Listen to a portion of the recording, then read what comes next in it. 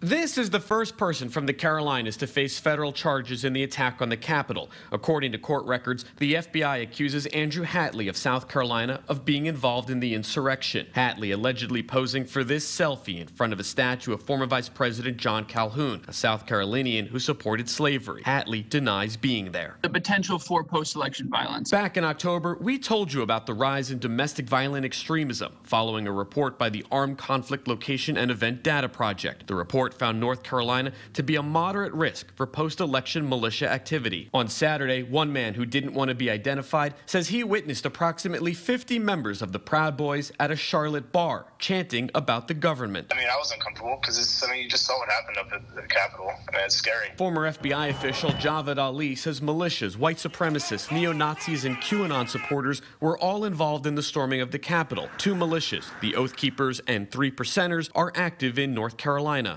Accelerationist belief that there's this coming confrontation with the government and that folks need to be heavily armed in order to protect themselves. Last year, armed protesters in Raleigh demonstrated against the stay-at-home order, some wearing Hawaiian shirts, a signature of the far-right anti-government movement, the Boogaloo Boys. Its members involved in armed protests at state capitals over the weekend. People are willing to justify acts of violence, even extreme violence, in the name of patriotism, but it's a completely twisted version and concept of patriotism. And again, this is something that I don't think we've seen in the country, and we're just going to have to watch how this unfolds and figure out a way to combat it going forward.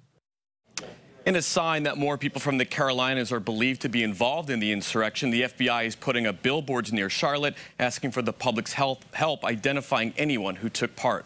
Live in the newsroom, Matt Grant, Fox 46.